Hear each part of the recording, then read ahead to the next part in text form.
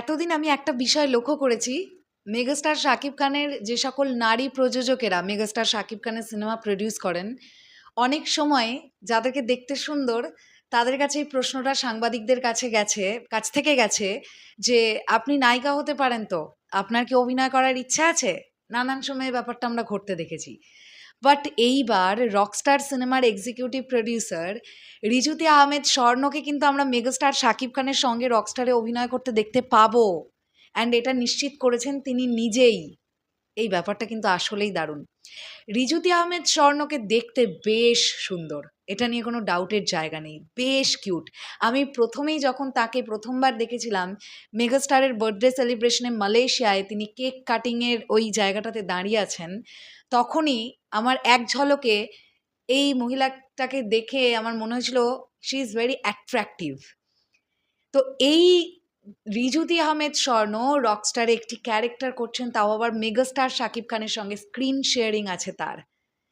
আমরা সিনেমাটা দেখলে বুঝতে পারবো তিনি কোন ক্যারেক্টার করছেন, কতক্ষণের জন্য স্ক্রিনে আছেন, সেগুলো তো সিনেমা দেখলে আমরা বুঝতে পারবো। কিন্তু তার আগে আমরা দেখি তিনি নিজে কি বলছেন। থ্যাংক ইউ বিনোদন কর্চা, তাদের তরফ থেকে এই ভিডিওটা আমি দেখতে পেয়েছি এবং রিয়াকশন করছি।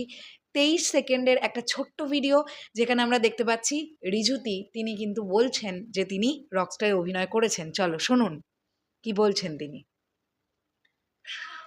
একটা ক্যারেক্টার আমি প্লে করেছি, করা হয়েছে আর কি।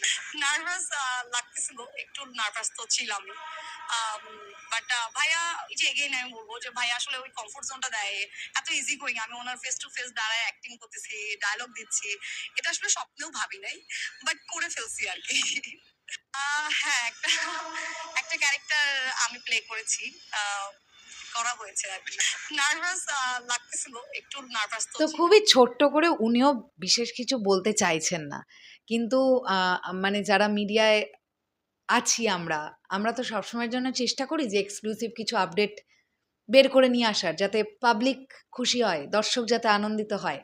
তো রিজুতি আহমেদ স্বর্ণ তিনি ফাইনালি বলে ফেলেছেন যে তিনি একটি ক্যারেক্টার করছেন। মেগাস্টার শাকিব খানের সামনে দাঁড়িয়ে তার ডায়ালগও দেওয়া আছে, এরকমও আমরা দেখতে পাবো, মানে টকি পোর্শন আছে। সো দেখবার ব্যাপার এটাই যে উনি কেমন করলেন এই ক্যারেক্টারটা, যেটাই উনি করে থাকুক, যতক্ষণের জন্যই করে থাকুক, সেটা কতটা ইম্প্যাক্টফুল হলো সেদিকে অবশ্যই আমাদের নজর থাকবে। কারণ ইতিমধ্যেই রিজুতি আহমেদ স্বর্ণ এই নামটি এবং এই মুখটি অনেক মানুষের কাছে পরিচিতি লাভ করেছে, কারণ ইতিমধ্যেই অনেকগুলো চ্যানেল থেকে রিজুতি আহমেদ স্বর্ণর ইন্টারভিউ সেশন এসে গেছে, আমরা নানান সময় দেখতে পেয়েছি। So all the best Rijuti Ahmed Swarna, দারুণভাবে হোক অভিনয় এবং দর্শকের পছন্দ হোক, অবশ্যই এটাও আমাদের চাওয়া থাকবে। আর রকস্টারের পুরো ইউনিটের জন্য তো অবশ্যই অল দ্য বেস্ট। শেষ করলাম ভিডিওটা, আসছি আবার খুব শিগগিরই। তাহলে এখনের জন্যে টাটা।